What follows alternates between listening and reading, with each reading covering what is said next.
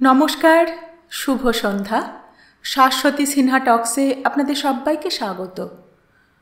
আজ থেকে শুরু করছি ডিটেকটিভ গল্প মনোজ সেনের দময়ন্তী সমগ্র 1। এই উপন্যাসের প্রথম অধ্যায়ের নাম সরল অঙ্কের ব্যাপার। শুরু করি। সোফার ওপর চিন্তিত মুখে দময়ন্তী বসেছিল। প্রায় 8:30 বাজে। এখনও সমরেশের পাত্তা নেই। আজ প্রায় 3 বছর হলো বিয়ে হয়েছে ওদের, কিন্তু খবর টবর না দিয়ে এত দেরি সমরেশ কখনো করে না। একটি বিদেশি ফার্মের ইলেকট্রিক্যাল ইঞ্জিনিয়ার সমরেশ দত্তগুপ্ত রোজ 6:30টার মধ্যে বাড়ি ফেরে। চিন্তাগ্রস্ত মুখে টেলিফোন ডাইরেক্টরিটা খুলল দময়ন্তী। কাকে ফোন করা যায়? ফার্মের কোনো সহকর্মীকে? এমন সময় দরজায় বেল বাজল।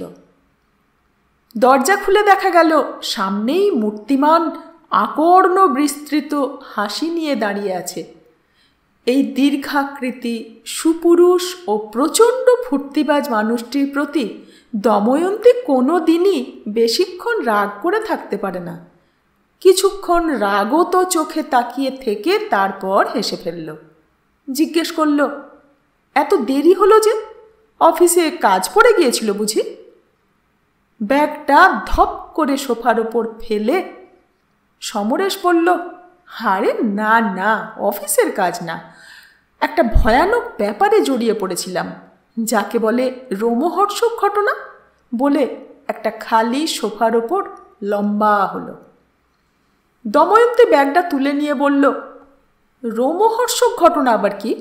কালকের চ্যারিটি ম্যাচের টিকিট পেয়েছ বুঝি?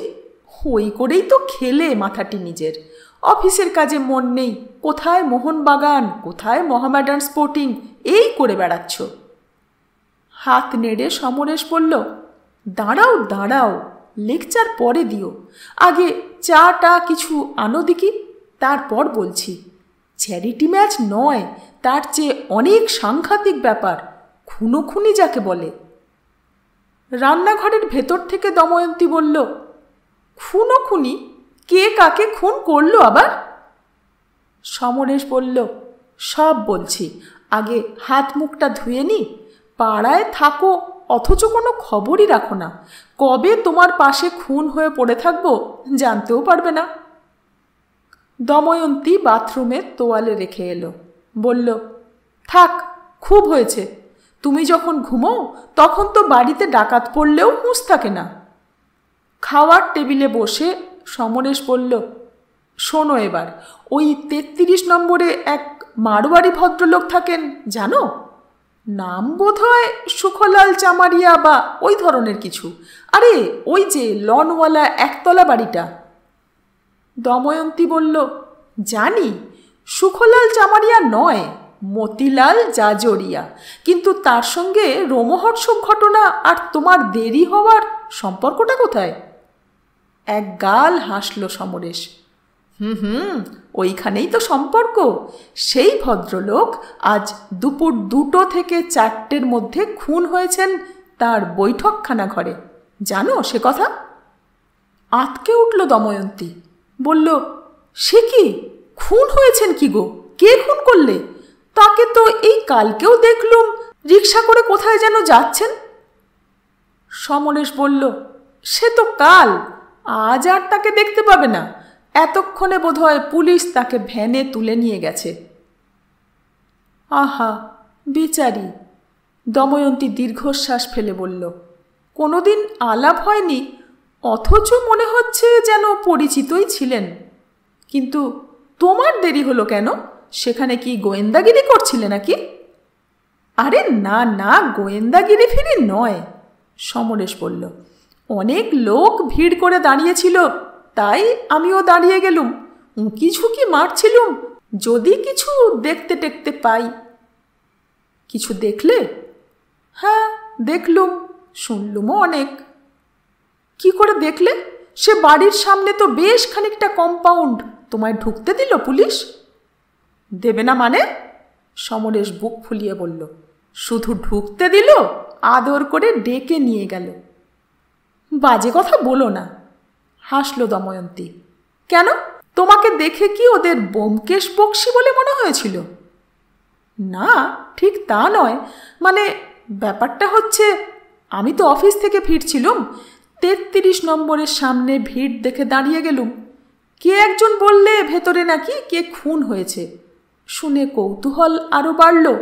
কম্পাউন্ডের সামনে তো লোহার শিকের দেওয়াল, কাজেই বাড়িটা সবই দেখা যায়। দেখি বারান্দায় আমাদের শিবেনচন্দ্র দাঁড়িয়ে দাঁড়িয়ে সিগারেট ফুঁকছেন। দময়ন্তী জিজ্ঞেস করল, শিবেন মানে শিবেন সেন, তোমার সেই সিআইডি বন্ধু? সমরেশ বলল, হ্যাঁ, সেই শ্রীমান। দেখে হাঁক মারলুম একটা। বেটা শুনতে পেয়েই এগিয়ে এলো। ভিড়ের মধ্যে আমাকে দেখে এক গাল হেসে এমনভাবে আয় আয় বলে সম্বর্ধনা করলো যেন নিজেরই বাড়ি।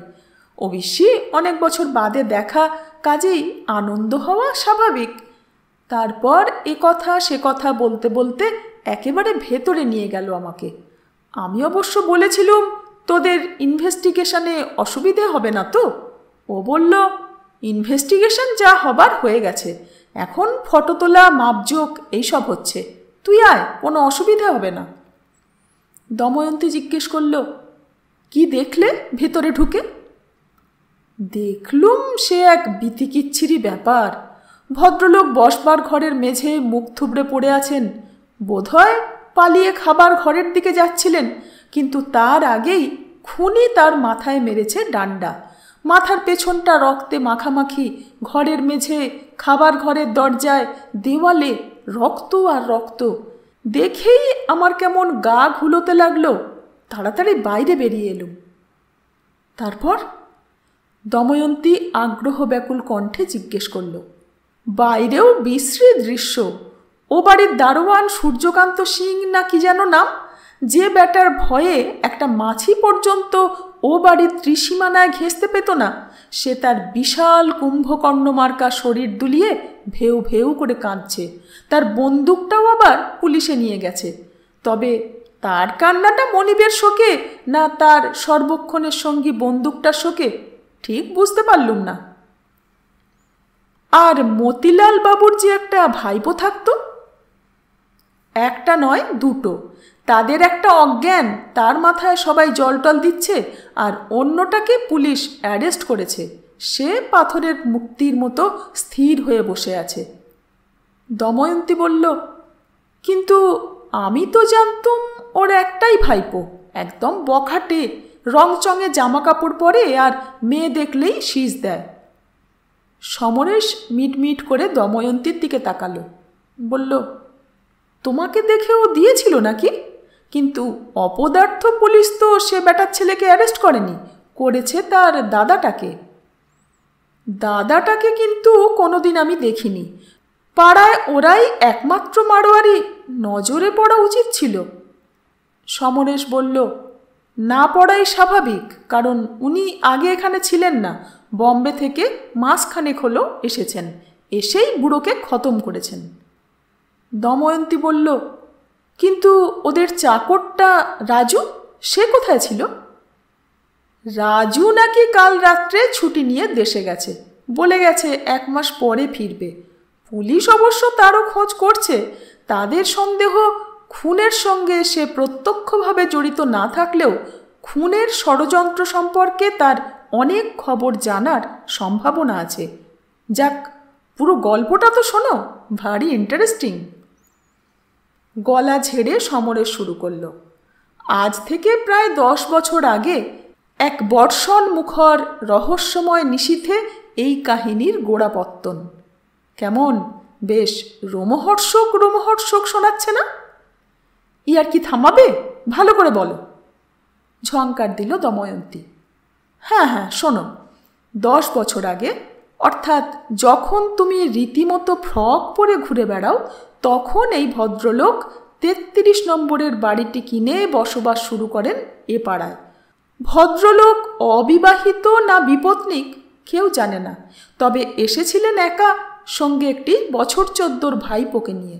তার নিজের বয়স তখন প্রায় 50-এর কাছাকাছি, নাদুস নুদুস ভালো মানুষ গোছের চেহারা, নাকের নিচে একটা প্রজাপতি গোঁফ ছিল। তিনি কিসের ব্যবসা করতেন কেউ তখন তা জানত না, কারণ অত্যন্ত অমিশুক ছিলেন। এই 10 বছরে পাড়ায় প্রায় কারোর সঙ্গেই কোনো বাক্যালাপ করেননি। ভোরবেলা বেরিয়ে যেতেন, সন্ধ্যের পর ফিরতেন। বাড়িতে থাকতো তার ভাইপো, চাকর রাজু আর সেই ভীম ভবানী দারোয়ান। কালে ভদ্রে 2-1 লোক ছাড়া কেউ আসতো না তার বাড়িতে। রাজু বাজার করত, ঘরদোর পরিষ্কার করত, রান্না বান্না করত, সামনের লন নিড়ত, বাগানে জল দিত, আর মনিবের ভ্রাতুষ পুত্রটিকে স্কুলে দিয়ে আসতো, নিয়ে আসতো। মোট কথা রাজুই ছিল বাড়ির সকল কাজের কাজী। ভদ্রলোকের বোধহয় ফুলের শখ ছিল, কারণ সামনের লনের চারদিকে সুন্দর বাগান করা হয়েছিল, তাতে নানা রকমের মৌসুমি ফুল লাগানো থাকতো। কিন্তু ভদ্রলোককে কোনোদিন বাগান পরিচর্যায় দেখা যায়নি। যা করবার রাজুই করত। সে নানা রকমের ফুল লাগাতো আর ভারী যত্ন আত্তি করত। হ্যাঁ, আর সেই সব ফুলের একটারও নাম তুমি আজ পর্যন্ত শিখে উঠতে পারলে না। দময়ন্তী গঞ্জনা দেওয়ার ভঙ্গিতে বলল। যাগ্গে, তার সঙ্গে বর্তমান ঘটনার বিন্দুমাত্র যোগ নেই। তারপর শোনোই তো, গত 10 বছর যাবৎ ওই পরিবারটি প্রায় একই রকমভাবে জীবনযাপন করে আসছিল। পাড়ার কারোর সঙ্গে যোগাযোগ তো ছিলই না, এমনকি ওই শ্যামলাল বাবুর সঙ্গে। শ্যামলাল আবার কে? আহা, ওই যে ভদ্রলোক খুন হলেন, তিনি তো মতিলাল। আরে ওই হলো, সেই মতিলাল বাবুর সঙ্গে তার পরিবারের বাকি লোকজনেরও বিশেষ যে যোগাযোগ ছিল তা মনে হয় না। তবে তার চাকর, দারোয়ান এবং ভাইপোটি যে তাকে দুর্দান্ত ভয় বা ভক্তি করত, সে বিষয়ে সন্দেহ নেই। মোট কথা, তারা এতদিন প্রায় নিঃশব্দে ওই 33 নম্বরে জীবন কাটিয়েছেন। ভাইপোটি বকে গিয়েছিল ঠিকই, কিন্তু বাড়িতে কোনোদিন উচ্চবাচ্য করতো না সে। এতদিন এইভাবেই চলছিল। তারপর হঠাৎ মাসখানেক আগে বম্বে থেকে 2 নম্বর ভাইপো খুড়োর ব্যবসায় যোগ দিতে ধূমকেতুর মতো এসে উপস্থিত হলো। আর ধূমকেতু উঠলে যে কি হয় তা তো জানোই। এই ভাইপো বাবা জীবনের আগমনের কয়েকদিন পরেই আশেপাশের বাড়ির লোকেরা 33 নম্বরে একটা অস্বাভাবিক পরিবর্তন লক্ষ্য করল, যা এর আগে কখনো হয়নি। তাই ঘটতে আরম্ভ করল। বাড়ির ভেতর থেকে চিৎকার চেঁচামেচি শোনা যেতে লাগলো। এমনকি সেই চেঁচামেচি গভীর রাত্রি পর্যন্ত মাঝে মাঝে শোনা গেল। কি নিয়ে চেঁচামেচি সেটা না বোঝা গেলেও তাতে অংশগ্রহণকারীরা যে খুবই উত্তেজিত থাকত সে ব্যাপারে সকলেই একমত ছিলেন। এরপর একদিন রাজুর চাকরি গেল। 35 নম্বরে থাকেন রাখাল সান্যাল, তাকে তুমি চেনো। রাখালদার স্ত্রী মীরা বৌদি একদিন সকালবেলা দরজা খুলে দেখেন তাদের রোয়াকে রাজু শুয়ে, পাশে কয়েকটা বাক্স প্যাঁটরা। ব্যাপার কি জিজ্ঞাসাবাদ করাতে রাজু জানালো যে তার চাকরি গেছে। তারপর গজর গজর করতে করতে সে আরও জানালো যে তার চাকরি যাওয়ার মূলে ওই 2 নম্বর ভাইপো এবং তার সঙ্গে চালাকির ফল সে পাবে, কারণ সে সব ফাঁস করে দেবে। মীরা বৌদি ফাঁস করার কথা শুনে একটু হয়ে পড়েন, যাকে বলে কৌতূহলাক্রান্ত। কিন্তু অধিক প্রশ্নবাণ ছোড়ার আগেই 1 নম্বর ভাইপোকে আসতে দেখা যায় এবং তার রাজু দাদাকে বগল দাবা করে বাড়ি ফিরে যায়। এই ভাইপোর কথায় জানা যায় যে কর্তাই নাকি রাজুকে ডেকে পাঠিয়েছেন। আর একটা পরিবর্তন দেখা গেল রামলাল মতিলাল বাবুর ব্যবহারে। ভদ্রলোক বাতের রোগী ছিলেন। মাঝে মাঝে বাতের ব্যথা উঠলে অফিসে বা তার কর্মস্থলে যেতেন না। বসবার ঘরে, যেখানে তিনি শেষ পর্যন্ত খুন হলেন, সেই ঘরে জানলার পাশে চেয়ার টেনে বসে রাস্তার লোক চলাচল দেখতেন। ওই অবস্থায় বসে থাকতে তাকে অনেকেই দেখেছে। ইদানিং অফিসে যাওয়া প্রায় ছেড়েই দিয়েছিলেন তিনি। প্রায়ই তাকে বসবার ঘরের জানলার সামনে বসে থাকতে দেখা যেত। সম্ভবত বাতের ব্যথাটা খুব ঘন ঘন উঠছিল আজকাল। তারপর শেষের সেদিন, অর্থাৎ আজকের ঘটনা। মতিলাল আজকেও অফিসে যাননি, সারাদিন বাড়িতেই থাকবেন বলেছিলেন। সকালবেলা 9টার মধ্যেই দুই ভাইপো বেরিয়ে যায়, বড়জন ব্যবসায় আর ছোটজন কলেজে। 1:30টা নাগাদ বড়জন ফিরে আসে, দারোয়ান তাকে দেখে। 2:30টা নাগাদ সে আবার বেরিয়ে যায়। তার বেশ কিছুক্ষণ পরে দারোয়ান মাত্র 5 মিনিটকে নিয়ে বড় বাথরুম করতে যায় গেট বন্ধ করে। ফিরে এসে সে দেখে দুটো মেয়ে কুলি খুন হো গিয়া বলে পরিত্রাহী চিৎকার করছে। তারা ফুল চুরি করবার উদ্দেশ্যে গেট খুলে লনে ঢুকেছিল। তখন সে তাড়াতাড়ি এগিয়ে গিয়ে জানলার মধ্যে দিয়ে দেখে যে কর্তা ঘরের মধ্যে রক্ত গঙ্গায় শুয়ে আছেন। সে তখন দৌড়ে 33-এর উল্টো দিকে যে নতুন বাড়িটা উঠেছে তার কন্ট্রাক্টরকে খবর দেয়। তিনি পুলিশে ফোন করেন। এই হলো মোটামুটি ঘটনা। দময়ন্তী স্থির দৃষ্টিতে সমরেশের দিকে চেয়ে গল্পটা শুনছিল। প্রথম দিকে চাবিটা নিয়ে অল্প অল্প ঠুনঠুন করছিল, শেষের দিকে তাও বন্ধ হয়ে গিয়েছিল। সমরেশ থামতেই জিজ্ঞেস করল, এই বয়ানটা নিশ্চয়ই দারোয়ানটার সাক্ষ্যের উপর নির্ভর করছে, আর পুলিশও সেটা বেদ বাক্য বলে মেনে নিয়েছে। সমরেশ বলল, সাক্ষ্যটা দারোয়ানের ঠিকই, তবে তা বেদ বাক্য কিনা বলতে পারবো না। শিবেনকে ফোন করে জিজ্ঞেস করতে পারি, তবে সাক্ষ্যটা যে মোটামুটি ঠিক তার কতকগুলো প্রমাণ আছে। যেমন ধরো, 2 নম্বর ভাইপোর ঘরে একটা রক্তমাখা তোয়ালে পাওয়া গেছে। দময়ন্তী সশব্দে হেসে উঠল। সেই অবধারিত রক্তমাখা তোয়ালে? আর একটা হাইপোডার্মিক সিরিঞ্জ পাওয়া যায়নি? বিষম খেল সমরেশ। হ্যাঁ, তাও পাওয়া গেছে, তবে তবে সেটা আনকোড়া নতুন, অব্যবহৃত মনে হচ্ছে। এই তো। দময়ন্তী যোগ করে দিল। সমরেশ হাঁ করে তার স্ত্রীর মুখের দিকে তাকিয়ে রইল। বলল, ঠিক তাই। আশ্চর্য, শিবেনও আমায় তাই বলছিল। হয়তো কেউ দোষটা এই শ্রীমানের ঘাড়ে চাপাবার চেষ্টা করছে, কারণ রক্তমাখা তোয়ালে ঘরের মধ্যে রেখে যাবে লুকিয়ে বা অন্য কোনোভাবে, এহেন বোকামি আজকাল আর কোনো খুনি করে না। কিন্তু খুন যদি এই শ্রীমান করে না থাকে, তাহলে করার সম্ভাবনা হয় দারোয়ান, আর নয়তো দারোয়ানের যোগ সাজসে কোনো তৃতীয় ব্যক্তির। কিন্তু সেই সম্ভাবনা দুটো খুব জোর করে খাড়া করা যাচ্ছে না, কারণ আজ সকাল থেকেই 2টি লোক 33 নম্বরের গেটের দিকে তীক্ষ্ণ দৃষ্টি রেখেছিল, এবং তাদের সাক্ষ্য আর দারোয়ানের সাক্ষ্য মোটামুটি মিলে গেছে। এমনকি 2 নম্বর ভাইপোর আসার সময়টা পর্যন্ত কোনো তৃতীয় ব্যক্তি আজ সে বাড়িতে ঢোকেও নি, বেরোয়ও নি। দময়ন্তী অবাক হয়ে জিজ্ঞেস করল, এই 2টি লোক আবার কারা, আর তারা নজরই বা রাখতে গেছিল কেন? বুঝলে না, এরা ওই 2টো মেয়ে মজুর, যারা প্রথমে লাশ আবিষ্কার করে। আজ ওদের ভগবান জানেন কিসের নাকি পরব, তাই 2টো ফুল লিবে বলে সারা দিন তককে তককে ছিল। দারোয়ান একটু উঠলেই চট করে গিয়ে কাজটা সারবে।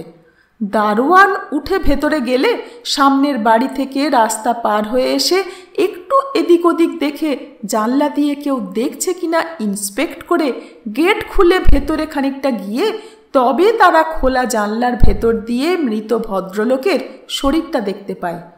এতে খুব বেশি করে ধরলেও 5 মিনিটের বেশি সময় লাগার কথা নয়। শিবেন বলছে দারোয়ানটার পক্ষে এত কম সময়ের মধ্যে চট করে খুন খারাপি করা অত্যন্ত কঠিন, প্রায় অসম্ভব বলা চলে। যদিও পাক্কা গরিলার মতো চেহারা তার, তবু সে মাঝে মাঝে খুন করে আগেই হাত মক্স করে রেখেছিল, এমন কোনো সাক্ষ্য প্রমাণ পাওয়া যায়নি। দময়ন্তী শূন্য দৃষ্টিতে কিছুক্ষণ সামনের দেওয়ালের দিকে তাকিয়ে রইল।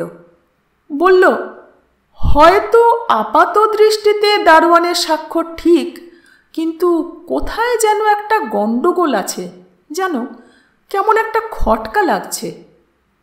হাসল সমরেশ, বলল, গণ্ডগোল তো আছে বটেই, সমস্ত বাড়িটাতেই তো গণ্ডগোল। কর্তার ঘরে কার্পেটের তলায় মেঝের মধ্যে লুকোনো সিন্ধুকে রাশি রাশি টাকা।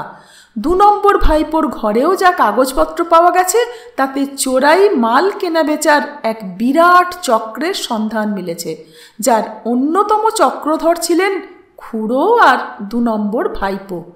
রাজু যে ফাঁস করবার কথা বলেছিল তা সম্ভবত এই ব্যাপার।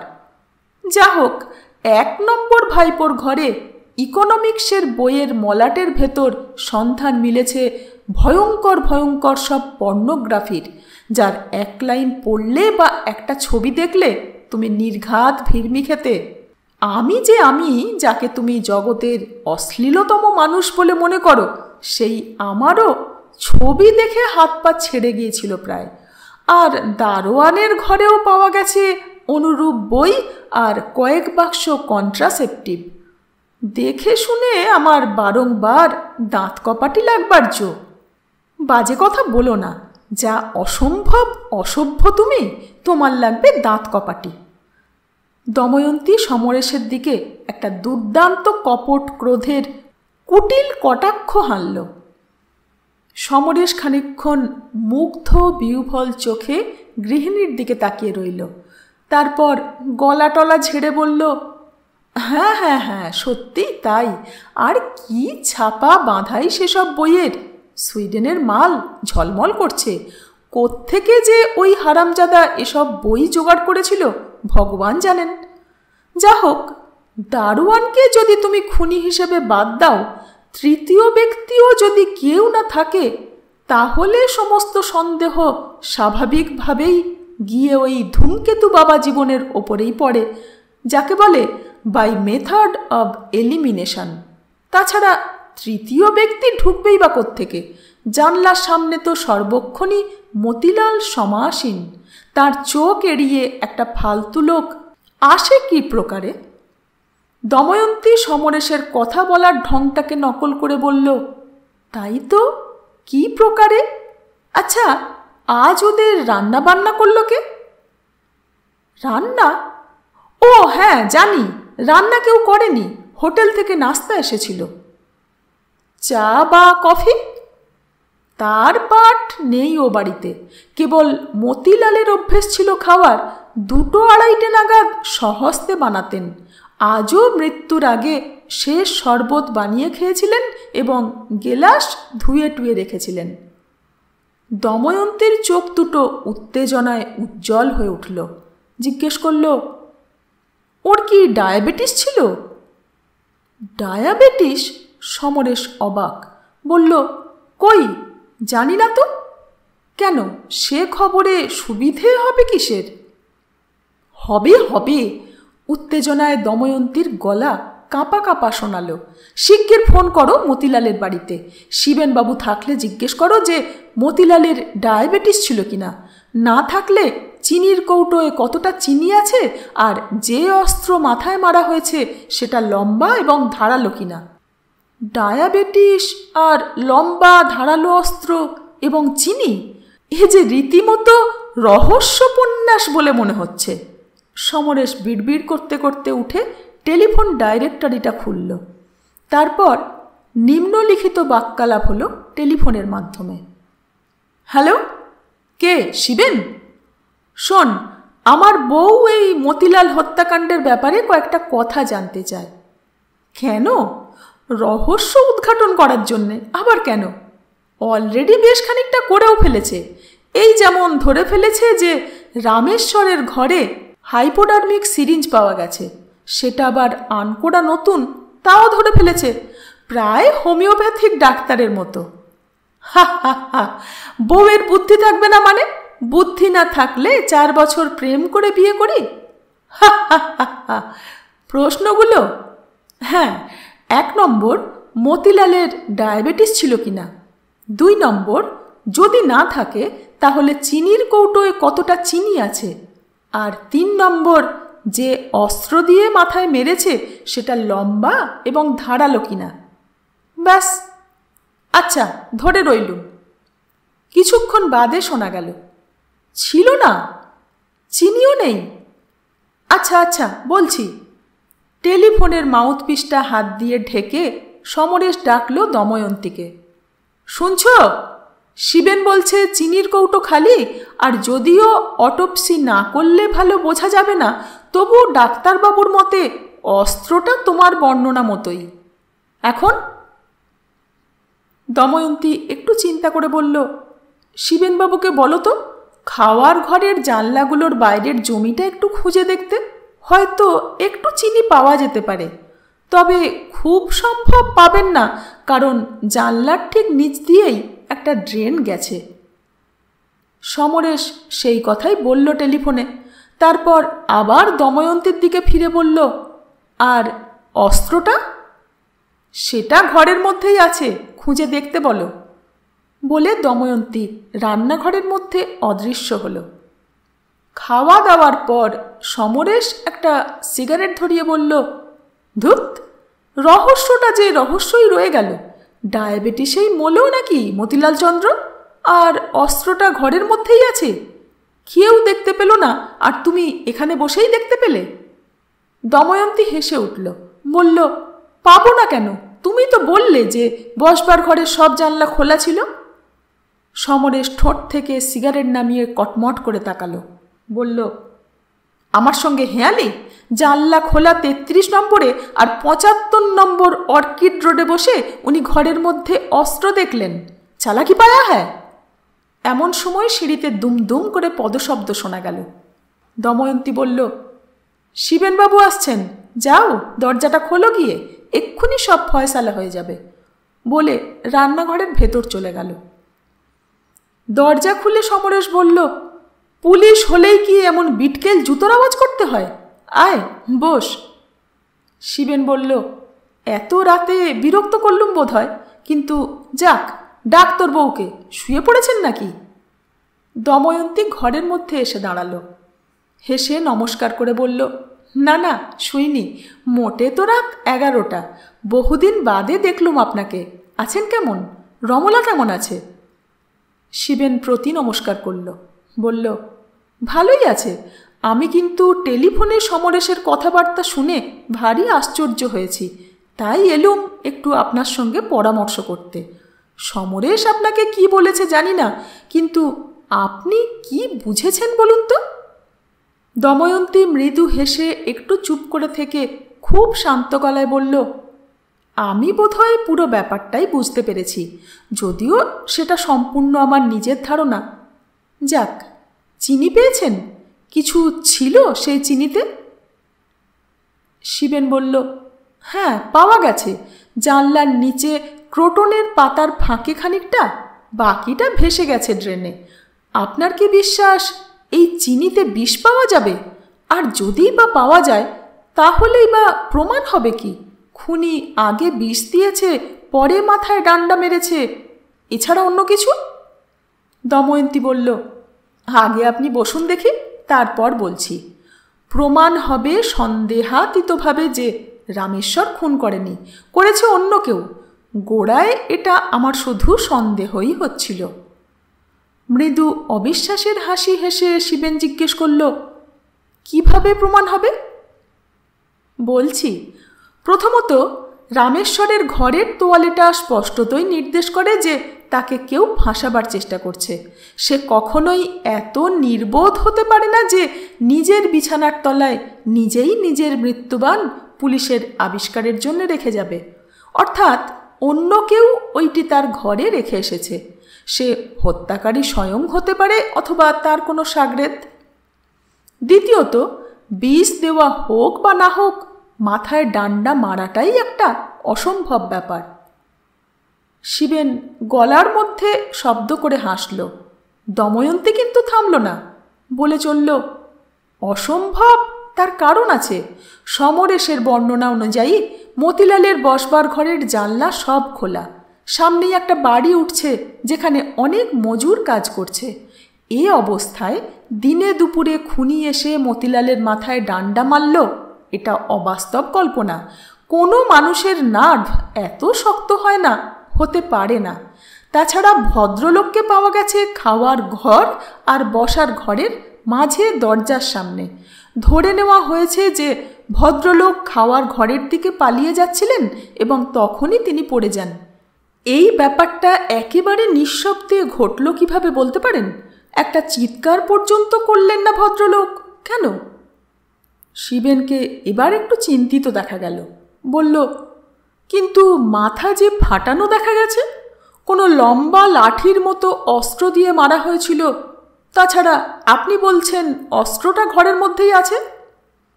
দময়ন্তী বলল, হ্যাঁ বলেছি এবং এখনও বলছি। একটা জিনিস ধরেই নিচ্ছেন কেন যে অস্ত্র দিয়ে মাথায় মারলেই তবে মাথা ফাটে? মাথা দিয়ে অস্ত্রে মারলেও তো মাথা ফাটতে পারে। সমরেশ আর শিবেন একসঙ্গে বলে উঠল, অর্থাৎ?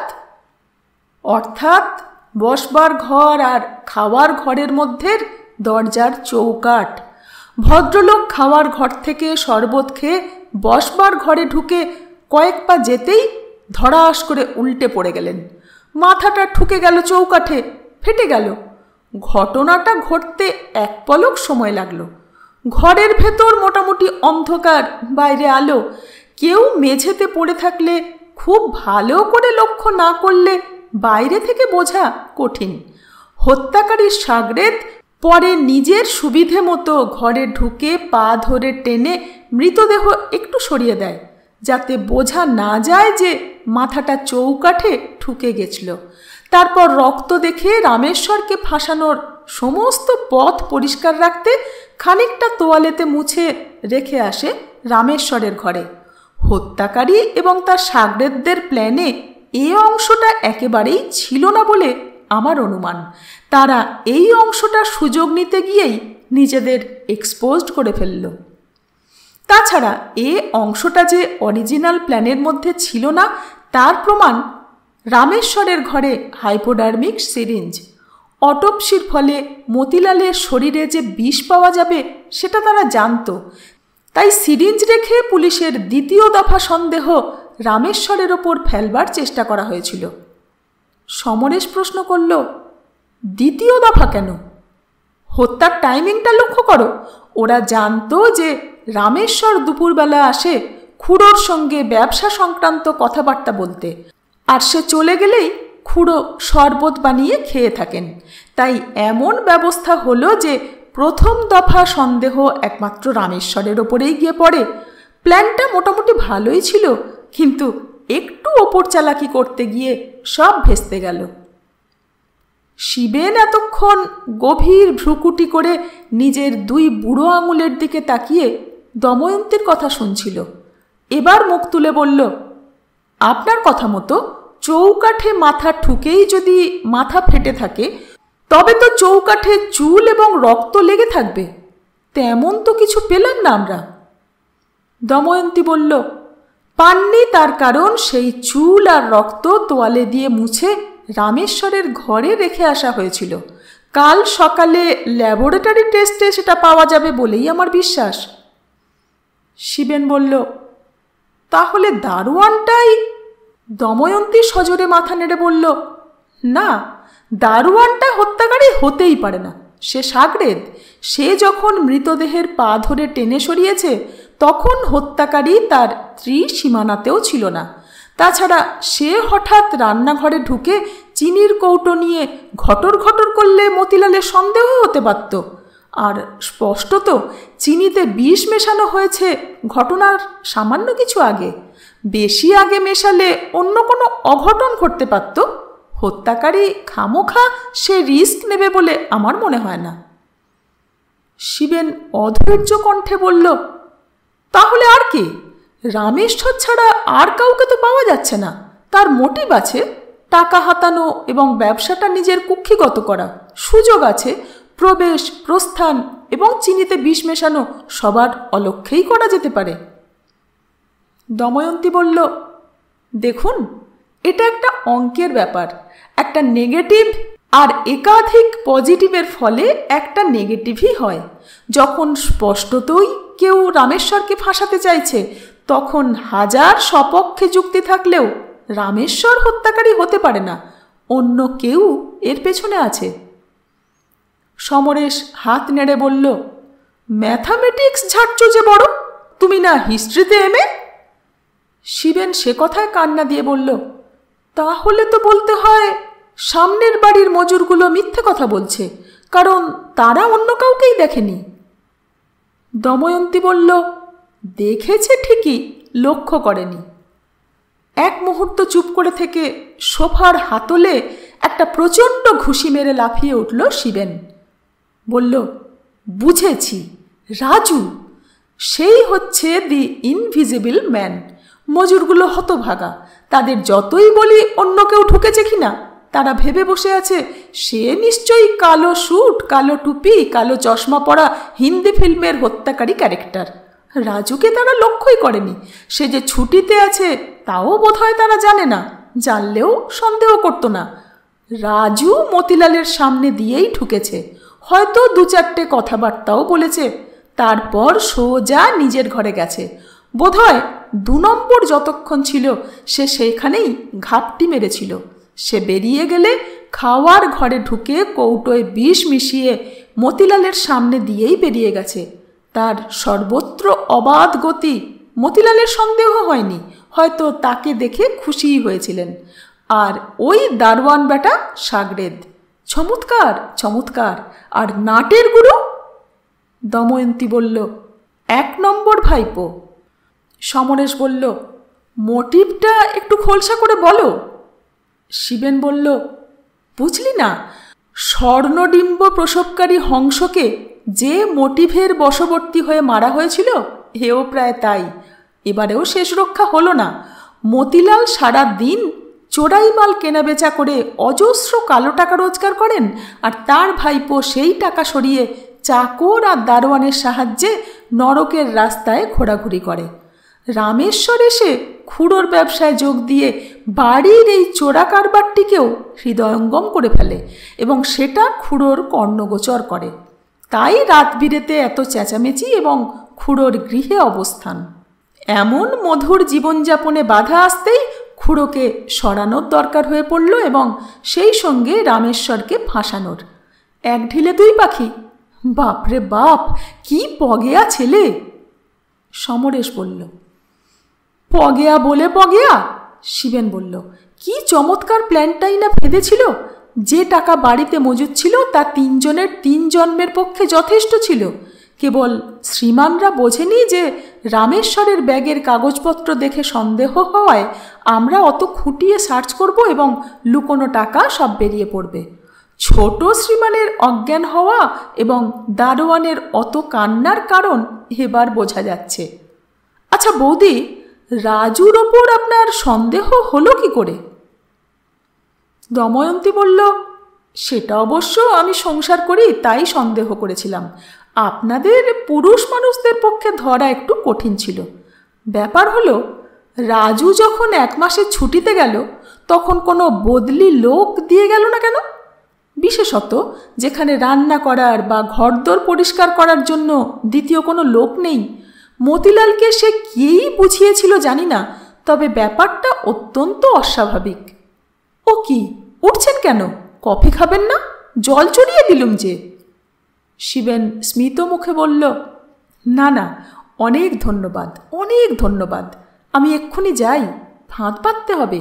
ও বেটা নির্ঘাত ধারে কাছেই আছে এবং বাকি 2 জনের সঙ্গে যোগাযোগ করার চেষ্টা করছে। আচ্ছা চলি, নমস্কার। দরজা বন্ধ করে এসে সমরেশ খানিকক্ষণ হাস্যোজ্জ্বল চোখে দময়ন্তীর দিকে তাকিয়ে রইল। তারপর 2 হাতে ওর মুখটা ধরে বলল, ইস, কি কুক্ষণেই ওই হতচ্ছাড়া ভাইপো তোমার পেছনে সিটি মেরেছিল গো। লাজুক গলায় দময়ন্তী বলল, যাও, অসভ্যতা করো না। খুব সাধারণ একটি গল্প, অথচ অসাধারণ, তাই না? সঙ্গে থাকবেন। ধন্যবাদ।